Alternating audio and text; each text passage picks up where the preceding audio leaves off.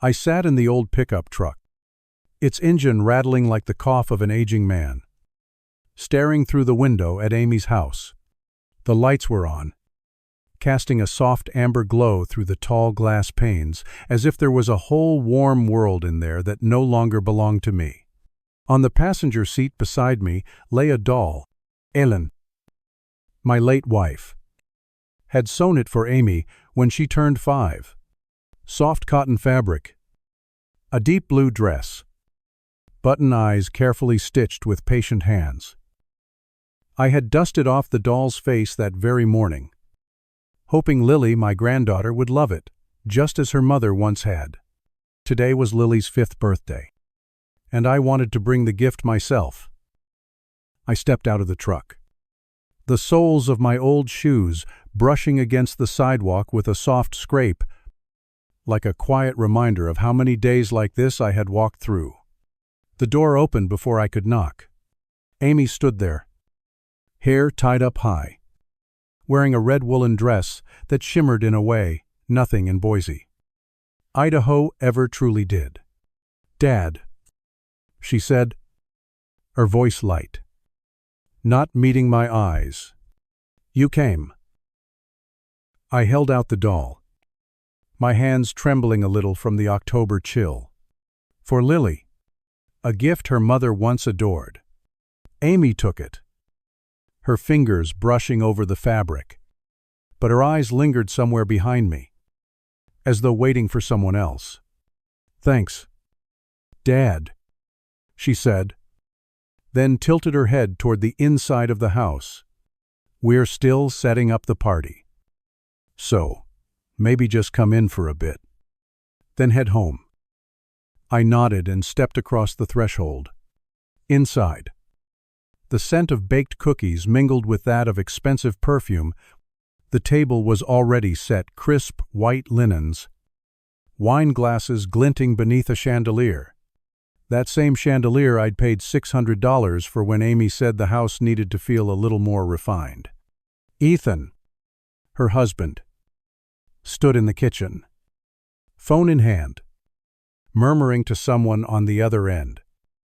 He glanced at me, nodded once, then turned away as though I were nothing more than a delivery man. My hand rested on the back of a dining chair. The wood was cool against my palm. I looked around. This house, from the beige-painted walls to the Turkish rug underfoot, bore my fingerprints. 4 years. $500 a month, wired straight to the landlord's account, so Amy and Ethan never had to worry about rent. Sisharar. Ling. Not counting the SUV. I bought them. Arshawu. 000 from the savings. I'd even sold Ellen's anniversary ring to fix the roof when Ethan said, "Dad, just this once, I promise." But standing here now, I felt like a ghost. Susan, Ethan's mother, stepped in from the living room. A silk dress clung to her figure, her heels tapped sharply against the wood. "Jack," she said, her smile thin as a blade. "You made it." Then, leaning toward Amy loud enough for me to hear, "Why does your father always wear that old jacket? It looks a bit provincial for the party." Amy offered a tight smile, glanced at me, then looked away, as though I wasn't there, as though I hadn't heard. I clenched the doll in my hand, even though Amy had taken it, and felt something seize in my chest. Not from anger. Something deeper, heavier. "Where's Lily?" I asked, keeping my voice steady, holding on to whatever sense of normalcy I could find. Amy pointed down the hallway. "She's playing with a friend. Just leave the gift on the table. I'll give it to her later." I placed the doll beside a plate of untouched cookies. Through the back window, I could see Lily sprinting across the yard, ponytail trailing behind her, laughing brightly with another little girl. I wanted to call out to her, to hold her, to tell her this gift once meant the world to her mother. But Amy had turned away, already deep in conversation with Susan, discussing the menu and how too many kids make too much noise. No one walked me out. As the door shut behind me, laughter spilled from the house like I'd never been there. I climbed back into the truck, one hand resting on the steering wheel. The house glowed behind me, its light spilling onto the sidewalk. The engine groaned to life, tired, weary, but not yet ready to quit. I drove off through the familiar streets of Boise, past rows of homes that all looked the same.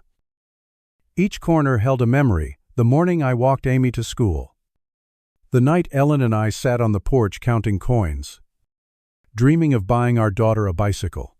All of it now belonged to someone else, a version of Jack Thompson I no longer recognized. My house was small. The white paint on the walls had yellowed with time. The wooden floor groaned beneath my steps. I hung my jacket, the one Susan had called provincial, on the hook by the door.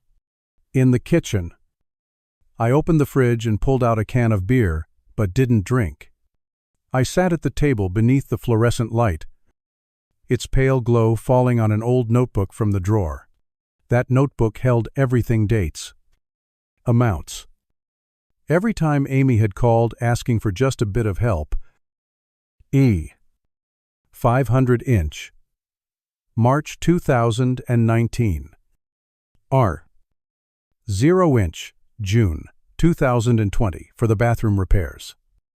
Wu, 0-inch, October 2021, for the SUV. I flipped through each page, my finger tracing the dark ink like I was rereading a story about a fool. The phone vibrated on the table. Amy. I picked it up, but said nothing. Dad. Her voice rushed, as if she were juggling something else. Can you watch Lily this weekend? We've got a party with Ethan's friends. It's kind of important.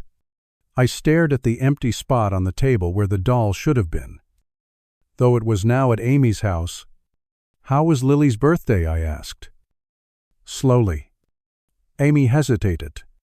It was nice. She loved the gift. But most of the guests were Ethan's friends, so it wasn't really the kind of party you'd enjoy. I heard Susan laugh faintly in the background. Then Amy, whispering, Mom. Just a minute. I took a deep breath, the cold air stinging inside my chest. All right, I said, then hung up. The phone buzzed again, this time a text from Susan. Thank you for the gift, Jack. But next time, maybe pick something a little more modern. Kids these days don't care for handmade things. I stared at the message, fingers hovering over the screen, but didn't reply. I placed the phone down and opened the notebook again. Under the lamp, the numbers danced on the page, each one a fragment of a father who had given far too much, only to be paid back in sidelong glances and awkward smiles. I closed the notebook. I didn't write anything new. Not yet. I just needed to remember. The next morning, I woke with the first light of day, pale October sunlight streaming through the window. I brewed coffee, the cheap kind I'd grown used to buying since every dollar went to Amy and Ethan, and stepped onto the porch. Warm Mug in Hand. Children rode their bikes down the street, laughter rising like smoke in the chill air. Clara, my neighbor, passed by with a bag of homemade cookies. Jack, she said, her voice low and steady like Ellen's used to be. You look down. Something wrong? I shook my head and offered a small smile. Just missing Ellen. That's all. She set the bag on the steps and looked at me for a long moment. You deserve to be loved, Jack. Don't let anyone make you forget that. She didn't say more, just turned and walked on, her footsteps soft on the sidewalk. I carried the cookies inside, placed them beside the notebook. The faint scent of vanilla drifted up, tugging at memories. Nights when Ellen used to bake for Amy. Back when our daughter still ran laughing through the kitchen. I opened the notebook, picked up a pen, but didn't write. Instead, I stood and walked out to the garage where I kept the old documents. Transfer receipts. Vehicle bills. The roofing contract all stacked in a wooden box Ellen had once used to store her sewing things. I sifted through them, paper by paper, number by number, date by date. $90,000 across 4 years. Not counting the nights I ate ramen to save money, or the days I patched old shoes instead of buying new ones. I stacked the papers carefully, like dealing a deck of cards. The phone buzzed again. I didn't check. I knew it would be Amy or maybe Ethan with another request. There was always another request.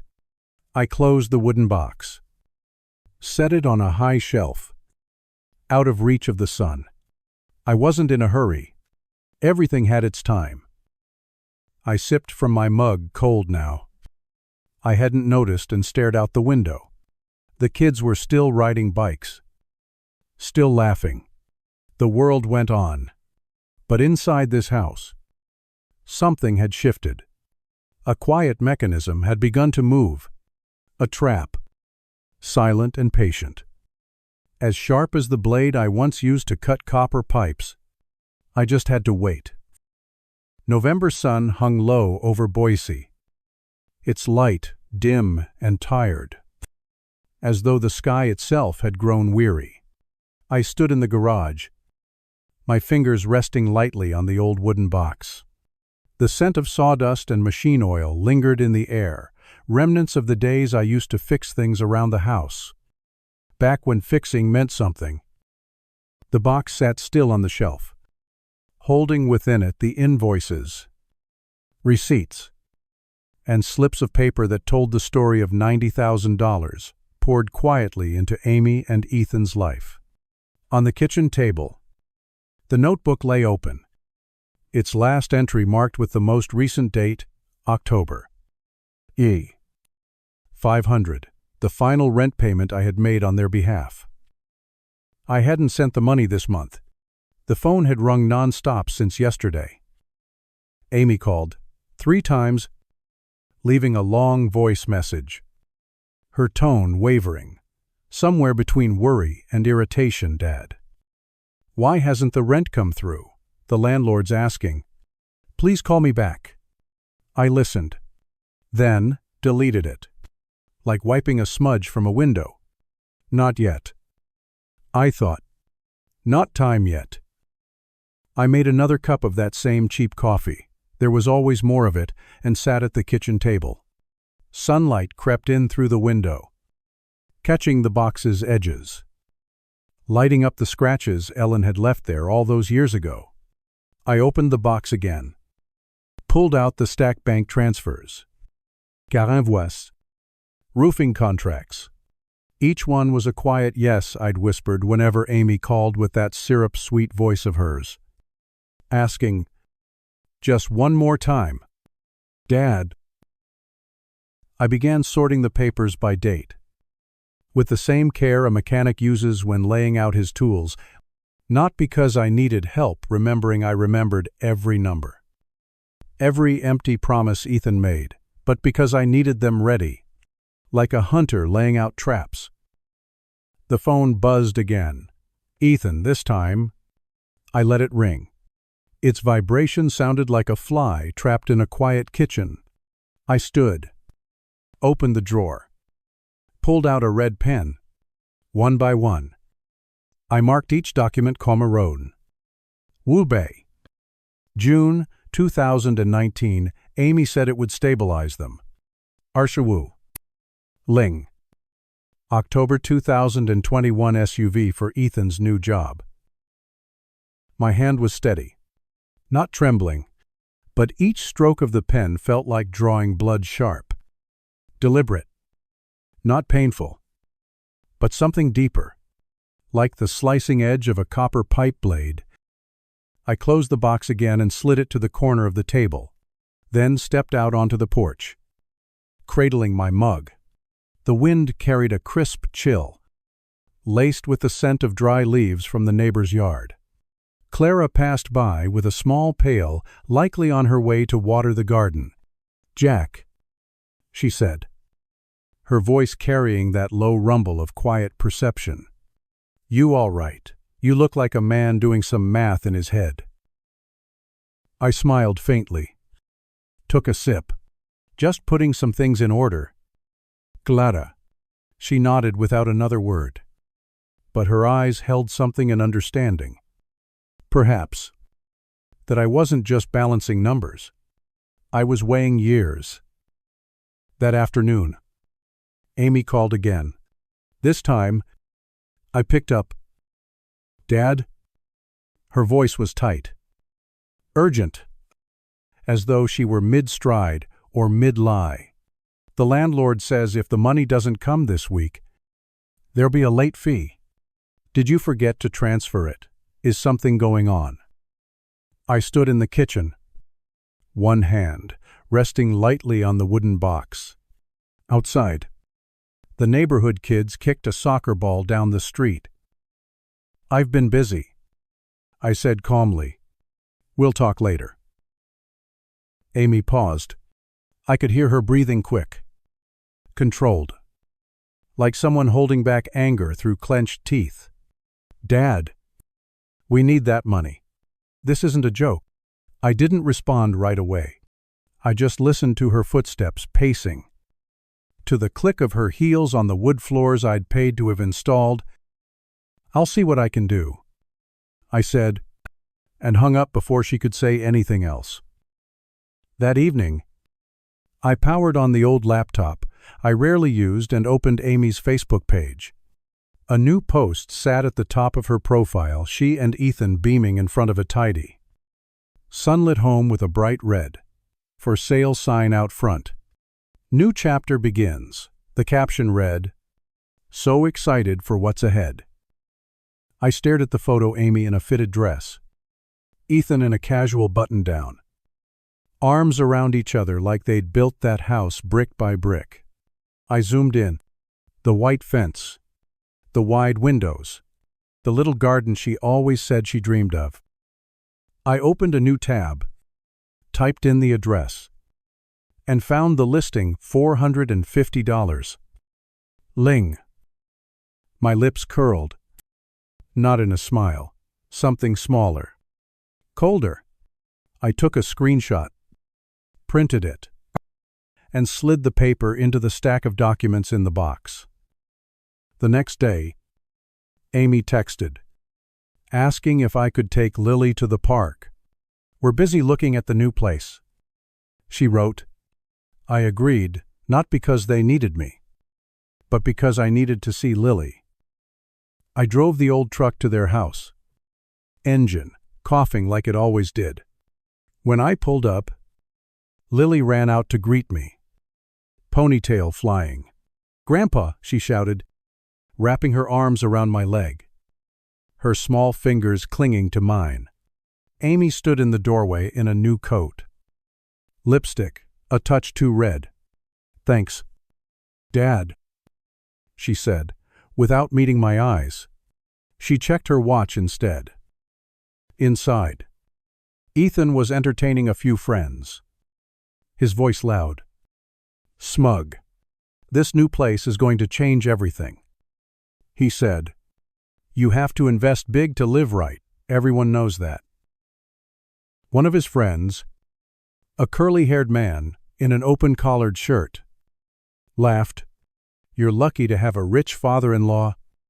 "Man, just ask. And it appears—" "Huh," Ethan chuckled.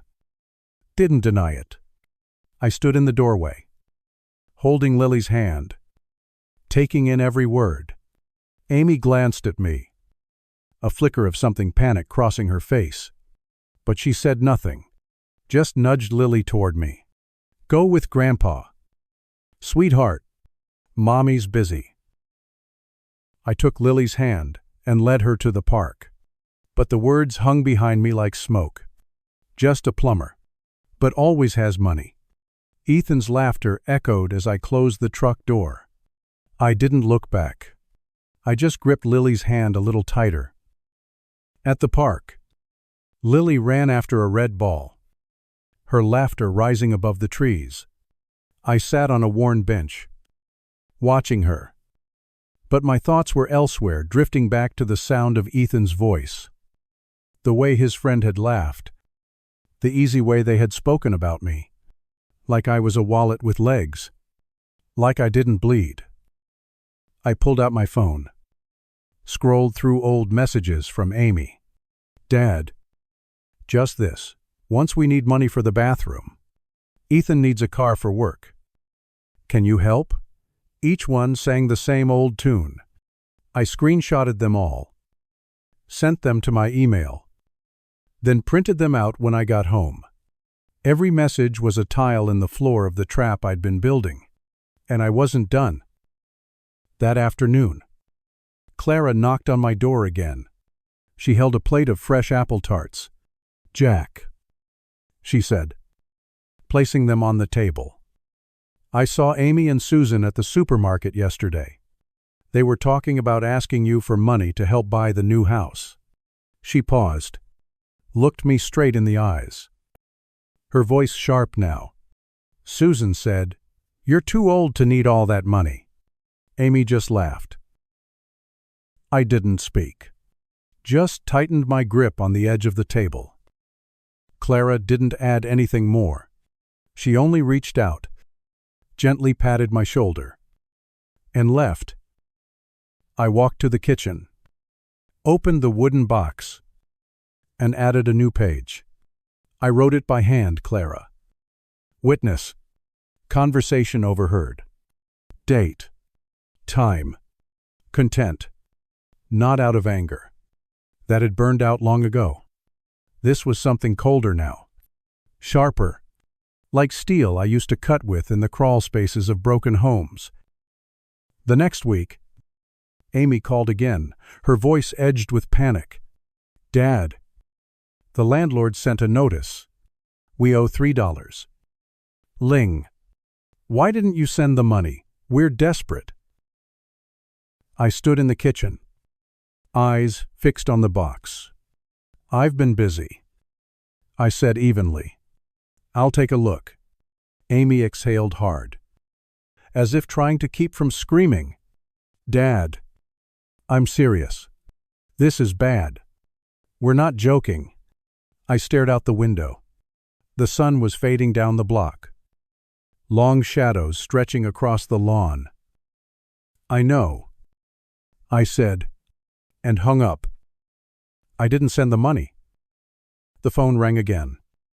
And again. I let it buzz while I opened the computer. On Amy's profile, a new photo had gone up. She and Ethan standing on a beach in Hawaii. Cocktails in hand. Sunset behind them. I remembered that trip. I'd paid $3,000 for it. I printed the photo, slipped it into the folder next to the invoice. The next day, Amy and Ethan hosted a small gathering to celebrate the new house, though they hadn't bought it yet. I knew about the party because Lily had told me, cheerfully, after our trip to the park. Mom said it's going to be really fun. Grandpa, she had said, eyes glowing. But she said, you're too busy. So you're not coming. I'd smiled and patted her head. I am busy. Sweetheart. I said, but in my mind, I saw the house, the chandelier, the Turkish rug. Every polished detail paid for with my savings.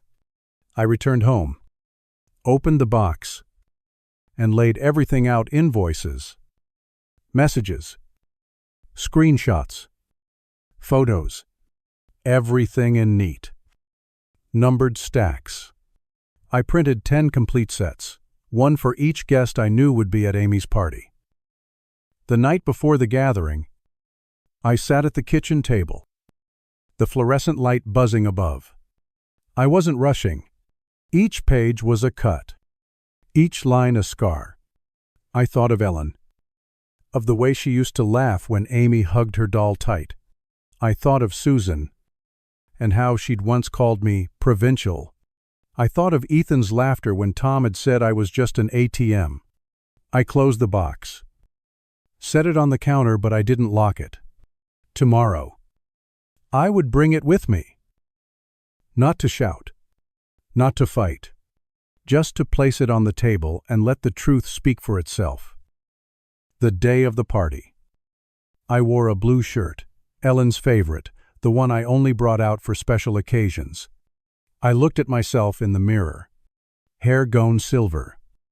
Skin weathered from decades of work under Idaho sun. But my eyes were still sharp. Sharp like the blade I once used to fix what others had broken. I carried the wooden box to the truck.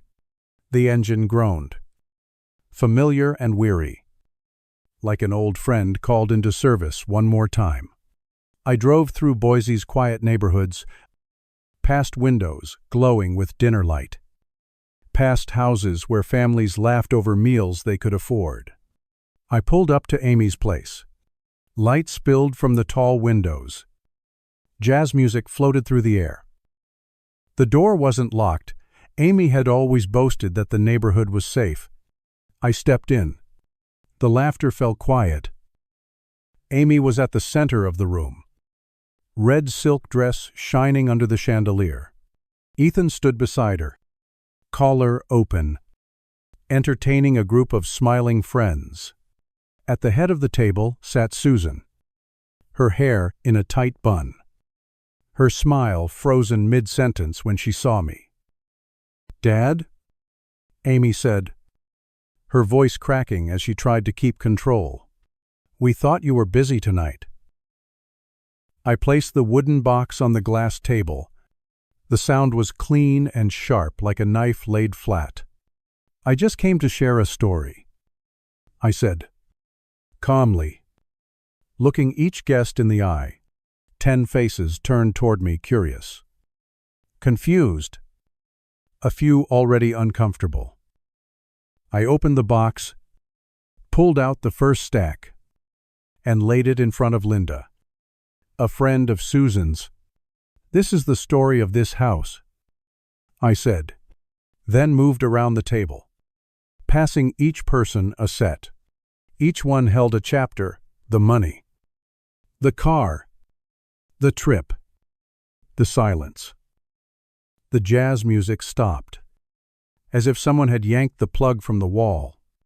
I stood there with the empty box, the papers now resting in front of the guests, each one a piece of the life I'd handed away without complaint.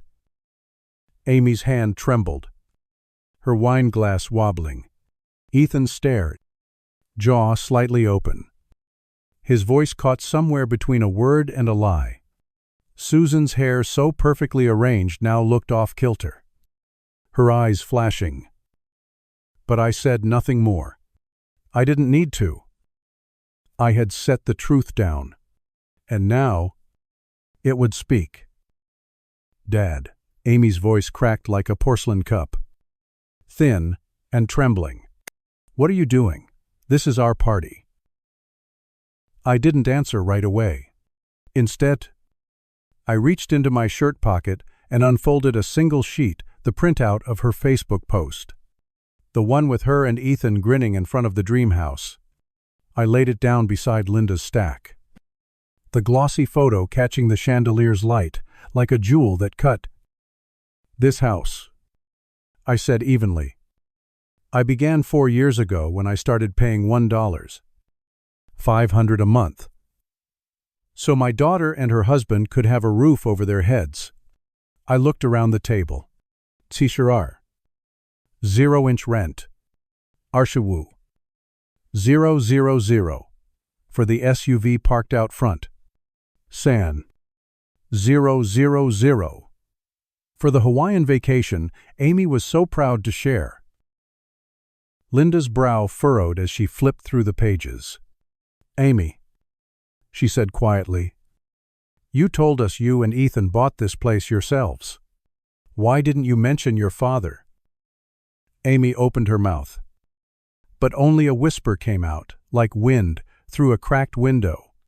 Ethan stepped forward. Hands raised. Voice low and shaky. "Mr. Thompson, I think there's been some misunderstanding. We're grateful. Really. You've helped us so much." I looked straight at him. He broke eye contact. "Grateful," I repeated slowly. Then, why wasn't I invited to my granddaughter's birthday? Why did Susan call me provincial in a house I paid for? Susan stood abruptly. The chair screeched against the hardwood. "Jack, you're twisting things. We were just trying to host a party that suited Ethan's colleagues." I gave her a tight, quiet smile. Not of joy, but of someone who has pulled back the bowstring. "Suited them," I said. "The way you told your friends I'm just a plumber, but with money. The way you laughed at my coat. The way your son-in-law joked behind my back. In my presence." The room held its breath.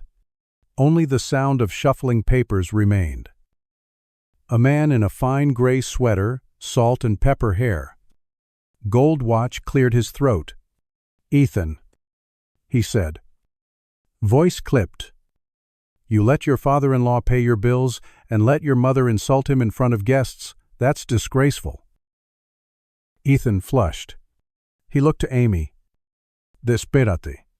But she was frozen, staring down at the rim of her wine glass.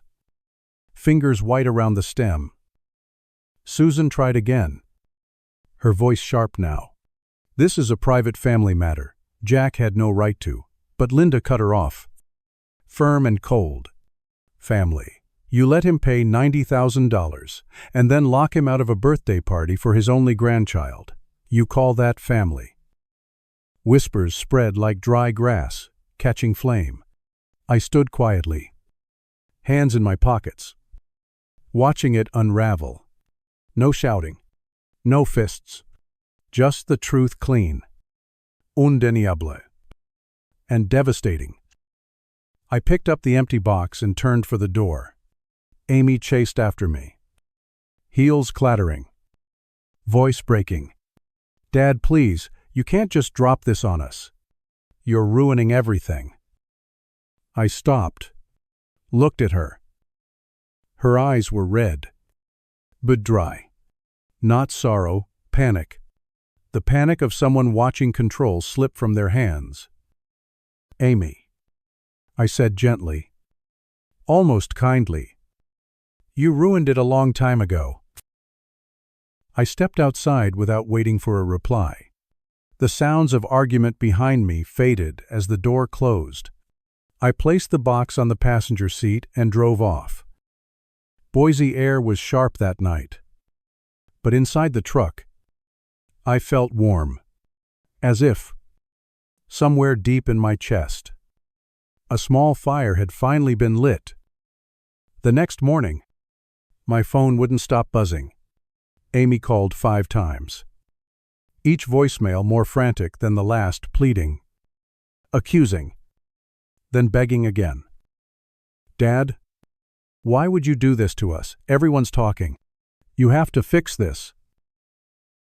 I listened, then deleted them, like wiping away the last fingerprints of a life that no longer needed mine to stay standing. Susan called once.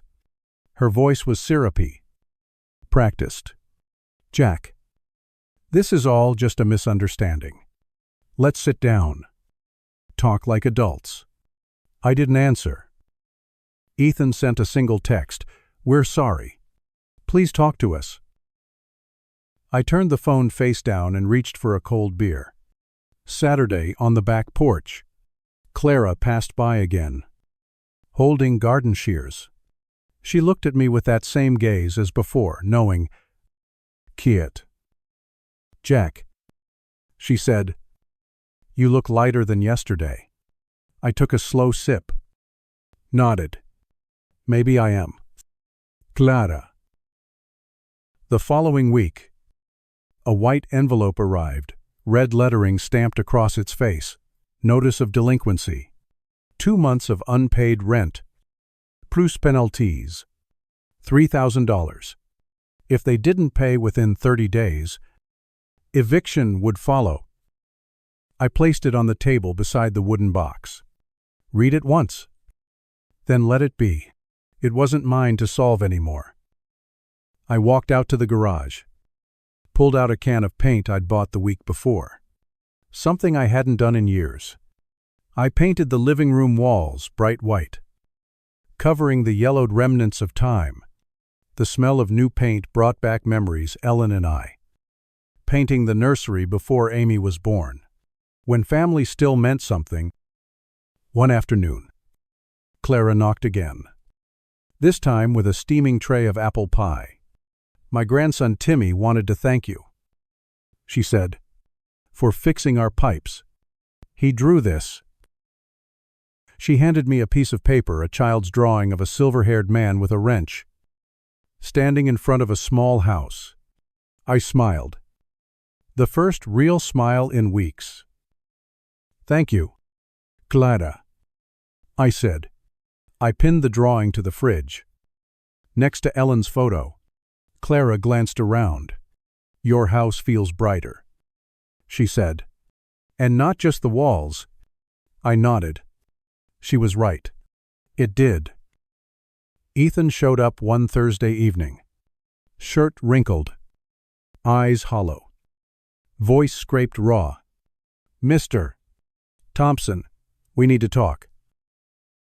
I let him in, but didn't offer coffee. He sat down, head in hands. I'm sorry for all of it. For the birthday. For what Amy said. For what my mother said. I didn't know it had gone that far. I stared at him, searching for truth, but found only fear. The fear of a man watching his world crack. They called me the help, I said. They laughed at me. In my own house? He nodded slowly. Ashamed. I should have spoken up. I didn't.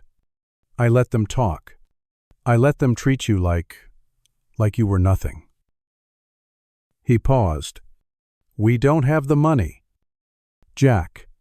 3,000. We're being threatened with eviction. I don't know what to do. I stood, walked to the fridge, and pointed at Timmy's drawing. You see that? He nodded. That's who I am. That's who I've always been. Not a bank. Not a fool. A man. He swallowed hard, shoulders sagging. I've lost you, haven't I? I looked at him, not with cruelty, but with clarity. You didn't lose me. Ethan, you pushed me out. He stood slowly. Is there any way to fix this? I opened the door. Cold April wind brushing in. There is, I said, but not with my money.